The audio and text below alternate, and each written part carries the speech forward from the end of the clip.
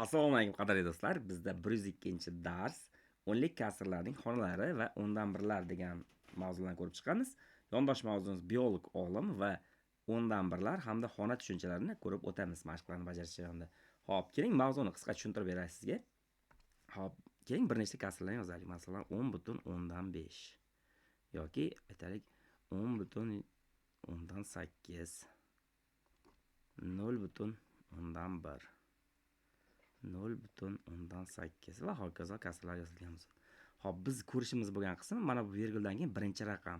Mana shu birinchi raqam o'ndan birlar xonasini ifodalaydi. Demak, mavzuyimiz aynan mana shu doirasida bo'lib o'tadi. Demak, bu juda ham bir tushunarli va sodda mashq, tushuncha. Keling endi mashqlarni ko'ramiz. Tanamizning haroratini termometr bilan o'lchaymiz. A sharti. Termometr shkalasini ko'rib chiqing. Uning qaysi shkalasi butun sondan boshlanadi? Uning shkalasi qaysi butun sondan boshlanadi? Shkala qaysi butun son bilan tugaydi? E'tibor berib qaraydigan bo'lsam, mana bu joyda hop shkalasi butun sondan boshlanadi. Agar e'tibor bersak, mana bu joyda 35 soni yozib qo'yilibdi va biz mana shuni olamiz. Hamda bu boshlanish shkalasi, mana bu 42 esa tugash shkalasi bo'ladi. Navbatdagi qismga o'taman. B shart. Har bir gradus nechta teng qismga bo'lingan deyilyapti. Hop, e'tibor beradigan bo'lsam, mana bu joyda o'rtasidan bo'lingan hamda ikkita qismga ajratib qo'yilgan. 1 2 3 4 5 1 2 3 4 5. Demak, har bir shkala 10 ta teng qismga bo'lingan. Hop. A shartining javobini yozaman. Boshlanish 35 gradus, tugashi 42 gradus. Hop, mana bu kichkina O ga o'xshagan dumaloq belgi gradus belgisini ifodalaydi. Buni bilib olishingiz kerak bo'ladi. B shart. Hop, har bir gradus nechta teng qismga bo'lingan? 10 ta teng qismga bo'lingan. Qismga bo'lingan deymiz. Hop, endi D shartiga o'tamiz. Rasmda termometr qanday haroratni ko'rsatmoqda? Endi e'tibor bering, rasmimizdagi termometr, umuman olgan termometr mana bu qizil rangda qayerda tursa, o'sha haroratni ko'rsatayotgan bo'ladi. Hop, bizdagi termometrimiz, e'tibor berib qaraydigan bo'lsam, hop 38 gradusni. Hop, endi mendagi rasm biroz xira. Agar 38 dan kattaroq bo'lsa, ya'ni mana bu joygacha kelib qolgan bo'lishi ham mumkin. Hop, mana bu qismga kelib qolgan bo'ladigan bo'lsa, D sharti uchun ikkita holatni yozib qo'yaman. Hop, ikkita holatni yozishdan maqsadim mendagi rasm xira ekanligi. Demak, men aytishim mumkin 38 gradus yoki agar bu yoqqacha o'tib qolgan bo'lsa, 38,1 gradus bo'ladi. Sog'lom odamning harorati simok ustining qaysi chig'igacha boradi deyilgan. Ya'ni sog'lom odamning tana harorati E sharti uchun yozib qo'yaman. 36,6 gradus. Mana bu sog'lom odamning tana harorati hisoblanadi. Bu sizga yangi ma'lumot bo'ladi va biz ikkinchi mashqqa o'tishimiz mumkin. Assalomu alaykum aziz o'quvchilar. Biz sizlarga 4-sinf matematika darslarining murakkabligini hamda maktabda dars vaqtida vaqt yetkazish qiyinligini hisobga olgan holda 4-sinf matematika onlayn kursini taqdim qilamiz. Onlayn kursimiz barcha ikkinchi qismdan boshlab 2, 3, 4 qismlar darsliklarni qanday qilib bajarishlarini tushuntirilgan holatda tayyorlangan video darslardan iborat. Onlayn kursimiz Telegram yopiq kanalda bo'ladi. Uni siz istalgan paytda, istalgan joyingizda ko'rib olishingiz va mavzularni o'zlashtirishingiz mumkin bo'ladi. Ya'ni bizning kursimizga a'zo bo'lganingizdan keyin siz YouTube'larda darslarni qidirib o'tirmaysiz. Har bir dars tartib bilan avtomatik ravishda kanalimizga joylab qo'yilgan. Ya'ni bunda siz darslarni o'zlashtirishingiz, o'zingiz tushunmay qolgan misollarni bemalol ko'rib olishingiz hamda qo'shimcha metodik materiallarga ega bo'lishingiz mumkin. Onlayn kursimizga ulanish narxi 1 martalik to'lov 25 ming so'm. O'quvchilarni hisobga olgan holatda biz juda ham arzon holatda taqdim qilganmiz. Kurslarga ulanish uchun Telegram orqali Sirojdomla akkauntiga yozishingiz mumkin bo'ladi. Ikkinchi mashqimizda aytayaptiki, sonlarni o'nlik kasr ko'rinishida yozing deyilgan. Hop, e'tibor qiladigan bo'lsam, barchasini mahraji 10 dan iborat. Demak, buni osongina yozishimiz mumkin. Hop, birinchi qator bilan gaplashamiz. Birinchi holat. Mana bu qator. Hop, e'tibor qiladigan bo'lsak, bu qatorda barchasini butun qismi 0 dan iborat ekan. Demak, buni qanday qilib yozaman? Hop, ya'ni bu joyda butun qismi yo'q uchun 0 butun deyman, mana buni o'qiyman. 10 dan 1. Demak, mana bu joyga 1 yozaman. Keyingisi 0 butun 10dan 5. Demak, mana bu joyga 5 ni yozaman. Keyingisi 0 butun 10dan 3 turibdimi? 3 ni yozaman. Keyingi sonimiz 0 butun 10dan 2. 2 ni yozaman. Keyingi sonimiz 0 butun 10dan 7. 7 ni yozaman va keyingi sonimizda surati 9 turibdimi? 0 butun 10dan 9. Qoida qandayligini bilib oldingizmi? Agar sezmagan bo'lsangiz, keling men sizga yordamlashaman. Har doim virguldan keyin suratdagini yozasiz. O'rganib oldingizmi? Demak, o'rganib olgan bo'lsangiz, ikkinchi ustunga o'taman. Ikkinchi ustunimizda endi butun qismlar mavjud. Birinchi qiladigan ishingiz butun qismini yozasiz hamda virgul belgisini qo'yasiz. Hamda suratda necha turganimiz o'shani yozasiz. Demak, buni o'qiymiz 4 butun 10dan 2. Keyingisi butun qismini yozasiz, virgul qo'yasiz hamda suratda necha? 6. Demak, 7 butun 10dan 6. Keyingi qismida butun qismini yozamiz. 45 virgul qo'yasiz hamda suratda necha turibdi? Shuni yozasiz. 8. 45 butun 10dan 8. Keyingi qismi uchun butun qismini yozaman. 124 virgul qo'yaman. Suratda necha turibdi? 9 mi? Demak, 9 ni yozaman. Va biz mana shu mashqni ham muvaffaqiyatli bajarib oldik. Navbatdagi mashqqa bemalol o'tishimiz mumkin. Diqqat qilamiz, bizda 3-mashqimiz nima deyapti? Faqat o'nli kasrga aylantirish mumkin bo'lgan kasrlarni tanlab oling. Ularni o'nli kasr ko'rinishda yozing. Javoblarga mos harflarni yozilish tartibida o'qing va tirik jonzotlar haqidagi fanni biologiya deb atalishini taklif qilgan olim nomini toping deyilgan. Xo'p, demak, jadvalga yaxshilab e'tibor qilataman. Birinchi qiladigan ishim. Qarang. O'nli kasr ko'rinishda yozish mumkin bo'lgan kasrlarni qanday qilib tanlab olishimiz mumkin? Tanlab olishimiz uchun bitta qoida mavjud. Bu joyda mahraji 10 bo'lsin. Qolganlarini o'chirib tashlayman. Kerak emas qolganimizga. Mana bu kerak emas. Mana bu ham kerak emas, chunki mahraji 7. Mahraji 9, buni ham chiqarib tashlaymiz. Mahraji 11, buni ham chiqarib tashlaymiz. Mahraji 21, buni ham chiqarib tashlaymiz. Mahraji 49, buni ham chiqarib tashlaymiz. Va endi qarang. Hop, shart qoida quyidagicha ekan. Ularni o'nli kasr ko'rinishda yozing. Javoblarga mos harflarni yozilish tartibida o'qing va tirik jonzotlar haqidagi fanni biologiya deb atalishini taklif qilgan olimni yozing. Demak, birinchisi 0.7. Demak, bu joyda L harfi mavjud.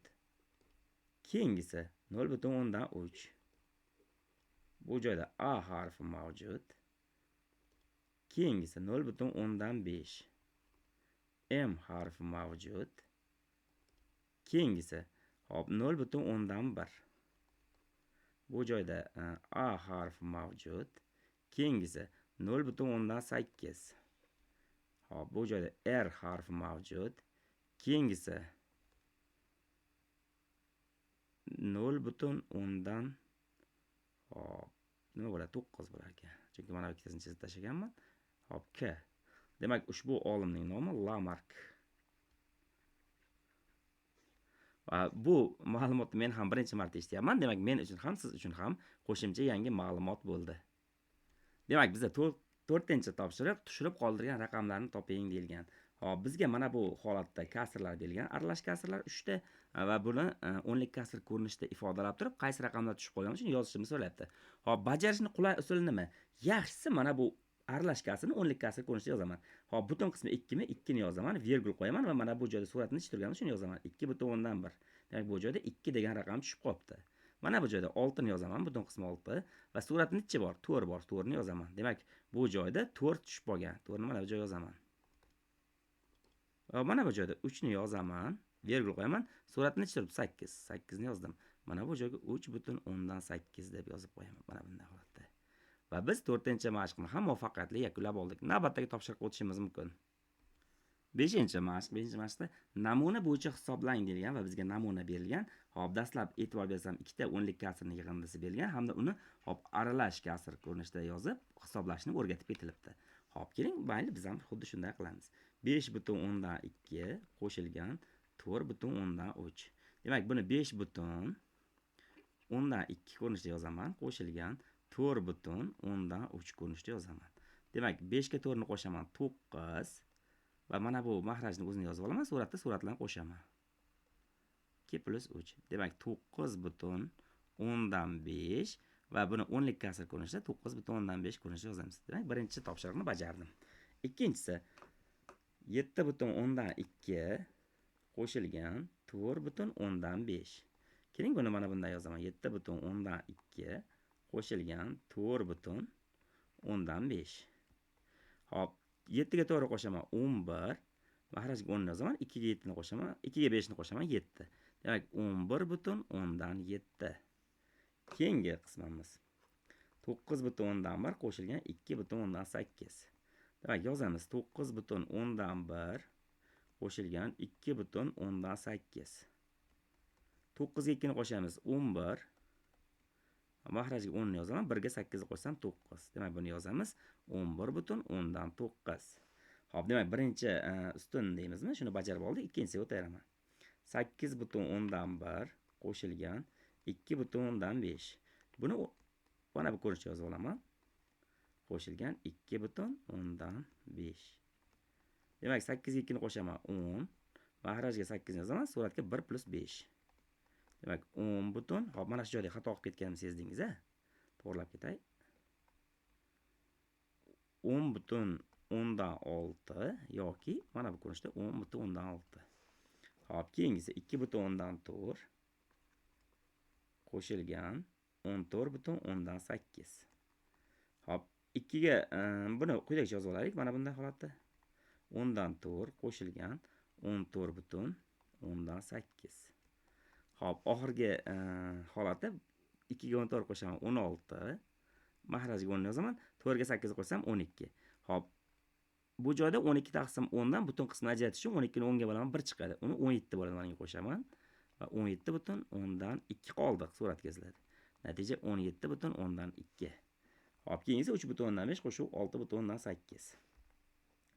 3 butun 10 dan 5 qo'shilgan 6 butun 10 dan 8. Demak, keling buni oddiy kasr ko'rinishi yozaman. 3 butun 10 dan 5 qo'shilgan 6 butun 10 dan 8.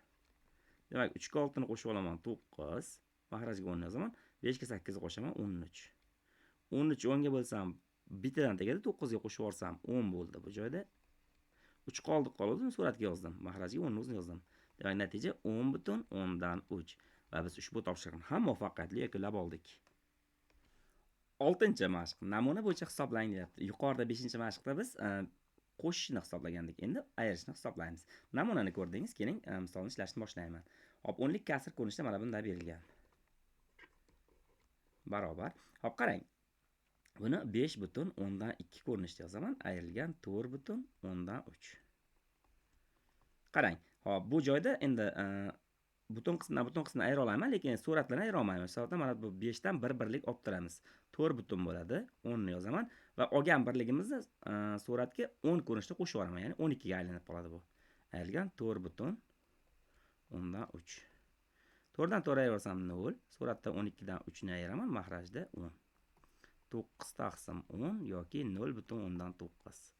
Keyingisiga o'taman. 7 butun 10 dan 2 ayrilgan 4 butun 10 dan 5.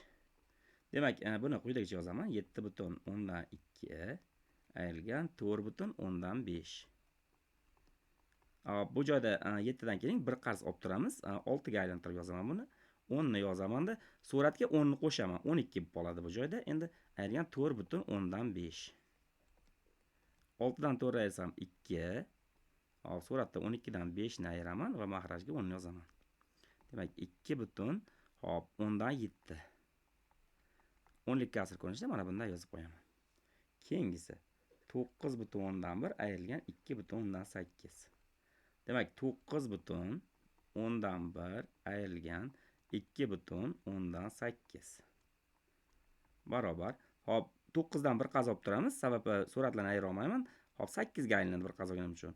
Hop, endi suratga 10 ni qo'shib olaman. 11 bo'ldi. 10 dan 11 ayrilgan 2 butun 10 dan 8. 8 dan 2 ni ayirsam 6 bo'ladi.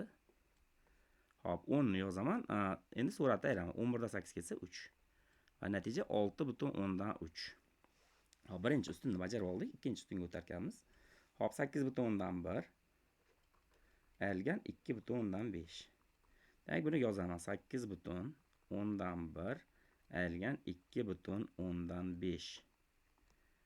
Hop, e'tibor qilamiz. Demak, 8 dan 1 qarz olib turaman. Demak, bu 7 ko'rinish yozaman. Hop, suratga 10 ni qo'shib olsam 11. 10 ayrilgan 2 butun 10 dan 5. Barobar. 7 da mana bu joyda 7 dan 2 ni ayirib olsam 5. Suratda 11 ayruv 5, mahraj esa 10. 5 butun 10 dan 6. yoki 5,6 ko'rinishda yozamiz. Hop, keling endi surib olaman. 7,4 ayrilgan 4,8. 7,4 ayrilgan 4,8. Hop, bu joyda ham bir qazob turaman. 6 ko'rinishda yozaman. 10. Hop, suratga 10 ni qo'shib olaman, 14 bo'ladi. Ayrilgan 4,8. Hop, 6 dan 4 ayirsak 2. Hop, endi 14 dan 8 ayirsak bizda nima qoladi? 6 qoladi. Mahrajda 10. Natija 2,6. Keyingisi 9,5 ayrilgan 6,8. Hop, keling buni ham ishlaylik. 9,5. Hop, bitta ko'rib olaylik, adashib ketmasligi uchun. Ayrilgan 6,8. Demak, yozaman 9,5 ayrilgan 6,8. Hop. Ya'ni 10lik kasra ko'rinishda yozib qo'ydim, to'g'rilaylik. Hop, qarang, nima qilaman bu joyda? Hop, bu vaziyatda 9 dan 1 qazob turaman, 8 bo'lib qoladi. 10 ni mahrajga yozib, suratga 10 ni qo'shib olib yozaman. 15 ayrilgan 6,8. 8 dan 6 ketsa 2. Hop, 15 dan 8 ketsa 7, mahrajda 10. Demak, javob 2,7. Va biz ushbu topshiriqni ham muvaffaqiyatli yakunlab oldik. Sonli ifodalarni yozing va ularni qiymatini hisoblang deyilgan ekan mashqimizda.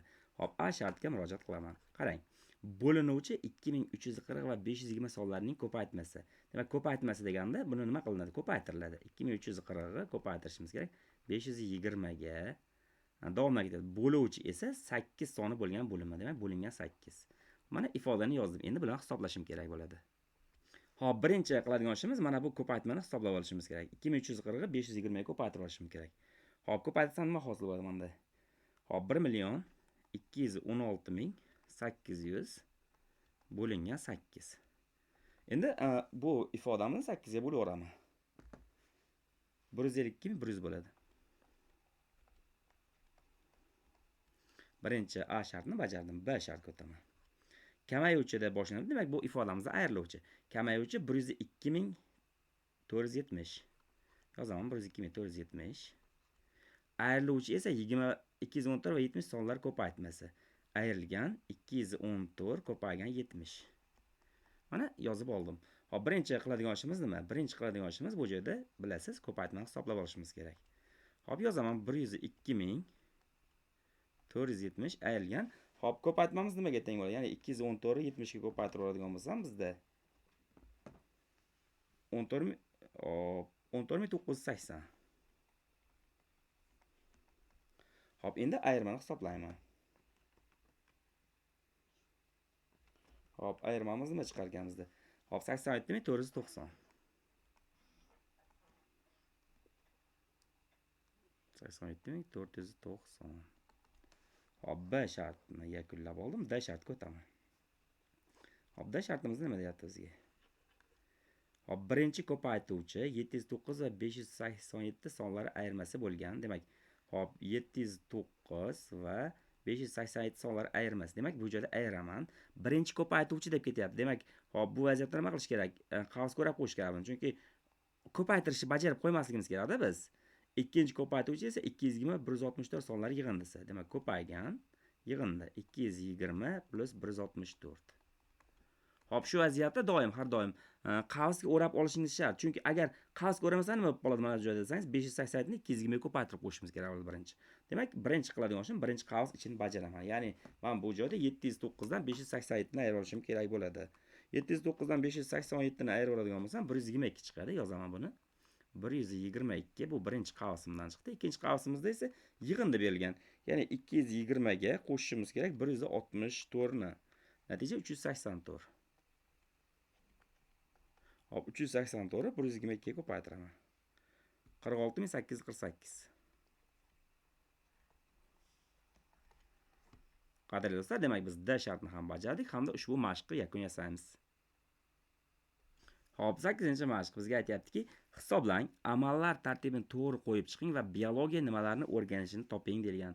Hop, amallar tartibi har doim chap tomondan boshlanadi. Demak, bundan ko'rinib turibdi, birinchi ish mana bu qavsning ichi, ikkinchi ish mana bu joyga o'tib ketamiz. 2, mana bu 3, mana bu esa 4-ish bo'ladi. Demak, 4 ta amalni o'zi birinchi qavsda ekan. Endi o'ng tomonga qarab harakatlanaman. Mana bu qavschi demak, bizda 5-ish bo'ladi. 5-ish, 6-ish ayirish amali hamda 7-ish ko'paytirish amali va qolgani ketma-ket ketaveradi. Mana bu 8 bo'ladi. 9, 10 ta amaldan iborat. Boshladik. Demak, birinchi amaldan boshlayman. Birinchi ish nima edi bizda? 65 dan 18 ayiraman. 65 ayrilgan 18. Xo'p, 65 dan 18 ayirsak nima hosil bo'ldi bizda? 47 hosil bo'ladi. 47. Xo'p, demak, berilgan so'zimizning birinchi harfi 47 O harfi bor ekan. O harfi. Keyingisi ikkinchi ish. Ikkinchi ish nima edi? 2 ni 97 ga ko'paytirish edi. 2 ko'paytirib 97 ni hisoblaydigan bo'lsam 194 bu. Hop, S harfi.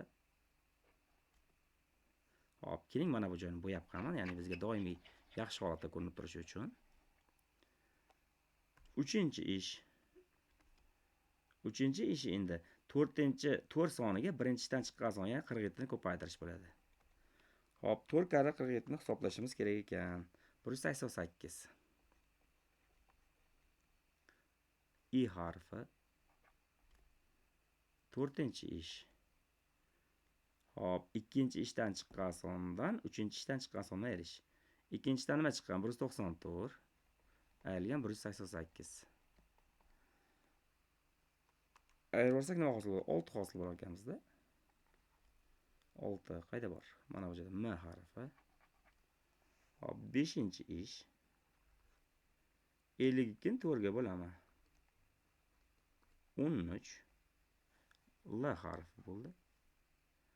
6-ish. Hop, 5-ishdan chiqqan sondan, ya'ni 13dan 8 ga ayirishimiz kerak. 5 I harfi.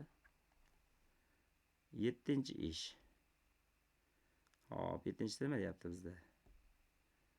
Birinchi ishdan, hop, yo'q.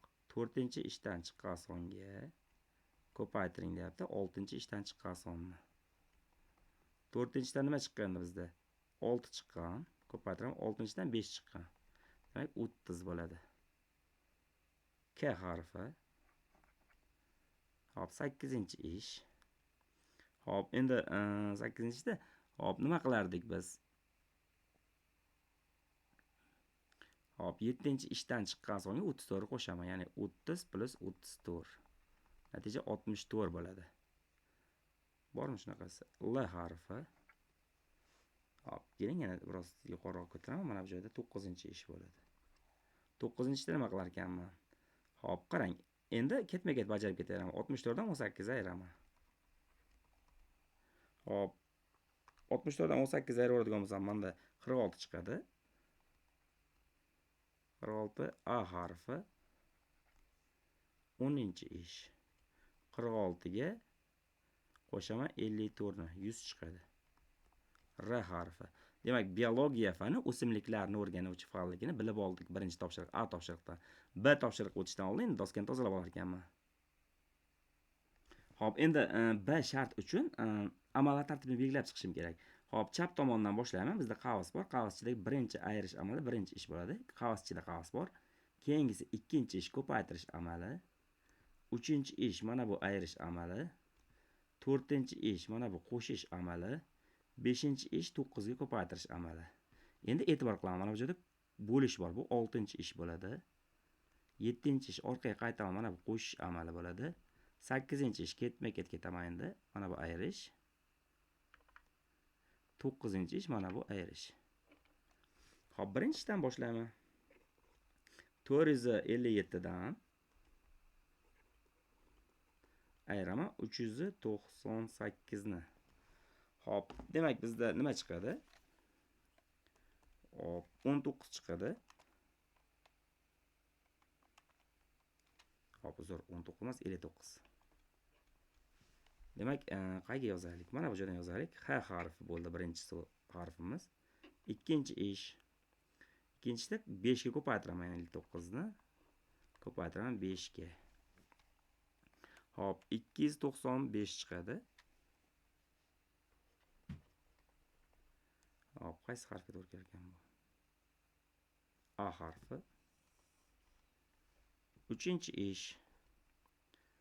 Uchinchida endi 722 dan ayiraman. Hop, nimani? Ikkinchidan chiqqan so'ng 295 ni. Hop, ayirib oladigan bo'lsak nima chiqadi bizda? 427 chiqadi. Y harfi ekan bu.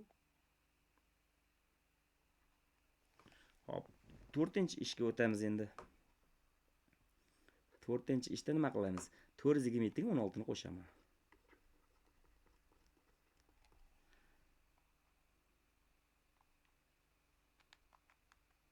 443 bo'ladi. Bormi shunaqasi? Hop.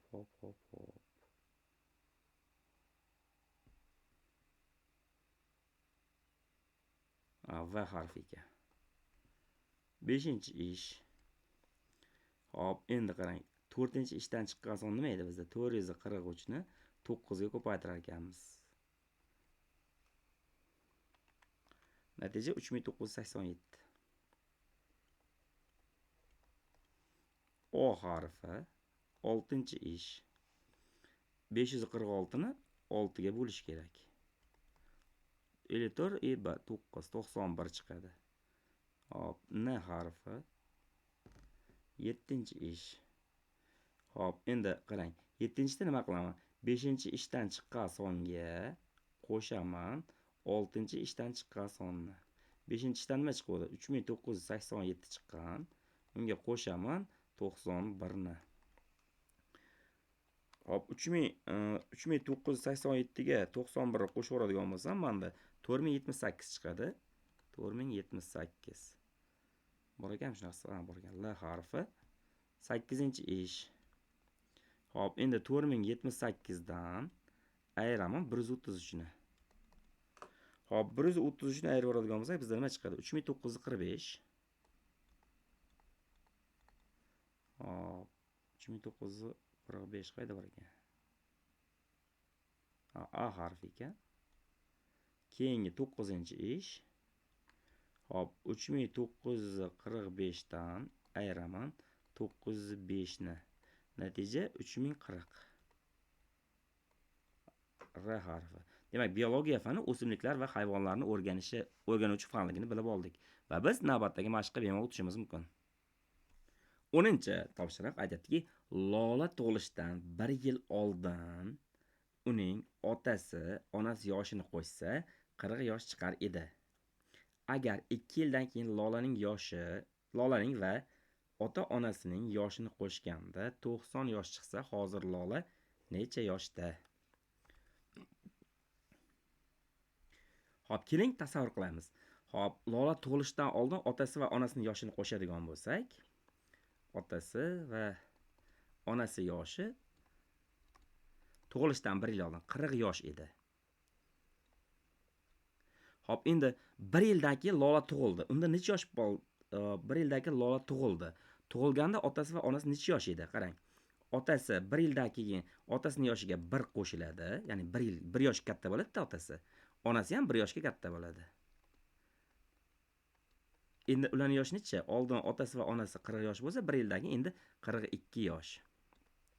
Bu 42 yosh Lola tug'ilganda. Deymiz. Hop, endi e'tibor qiling.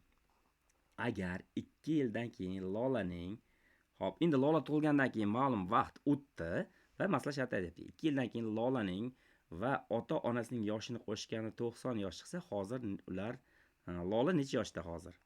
Hop, bundoq fikrlayman, qarang. Hozir vaqt o'tdi-ku, masalan, otasi qo'shilgan onasining yoshi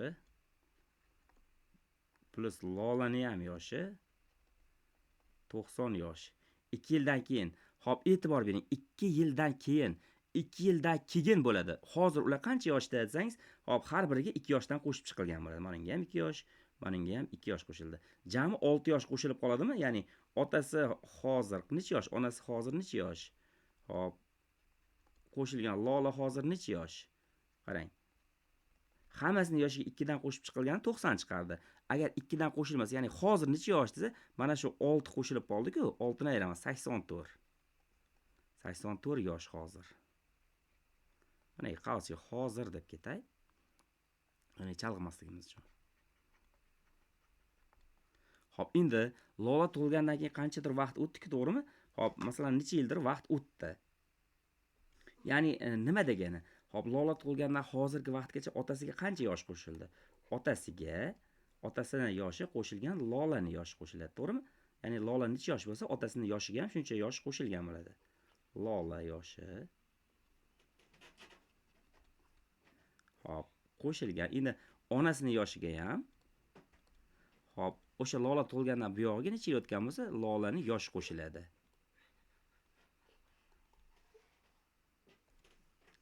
Va o'sha yoshlarning yig'imiz nechaga teng? 84 ga teng. Hozirgi holatda hisoblaganimizda.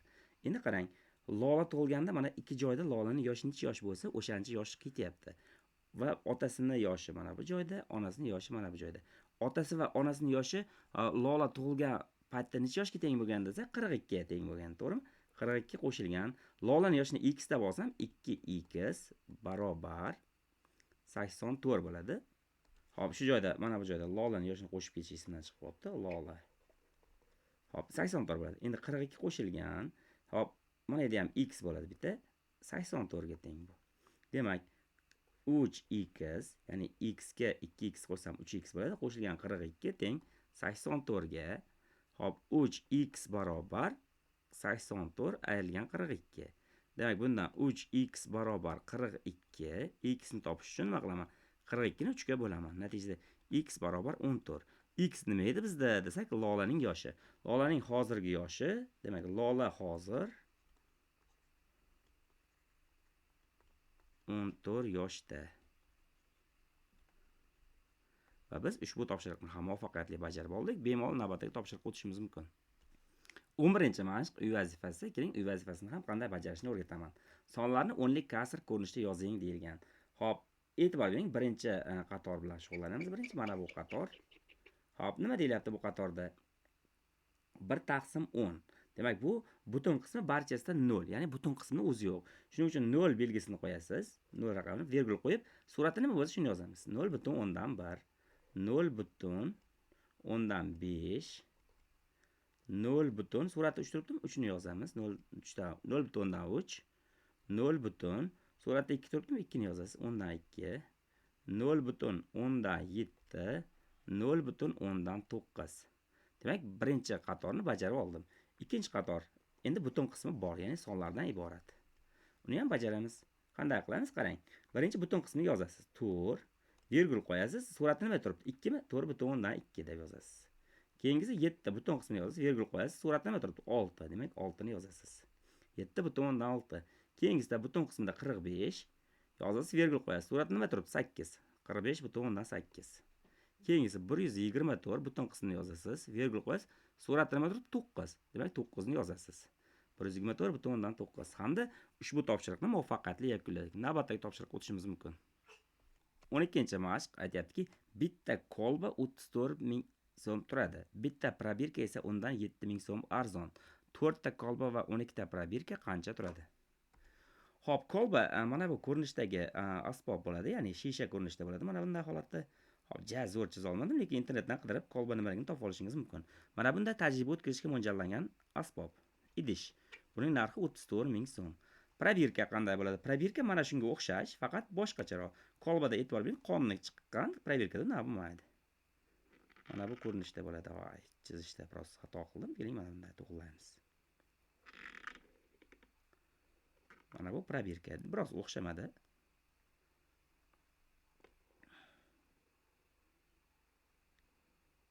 Mana bu probirka.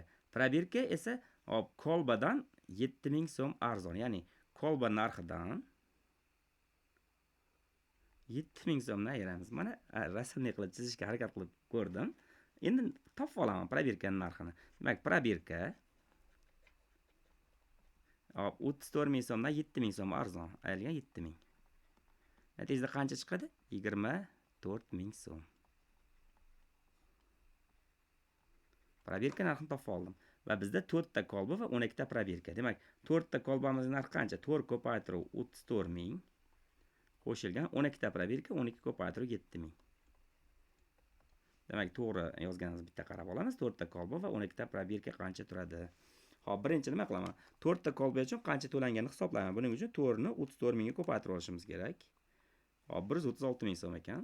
136 ming so'm qo'shilgan. Endi 12 ta probirka 12 ko'paytiruv 7 ming bo'ladi. Bu 84 mingga teng bo'ladi. Plus 84 ming. Nima qilamiz? Yig'indini hisoblab qo'yamiz. Hop, ya'ni bizda 136 mingga 84 ming qo'shishimiz kerak. 220 ming so'm.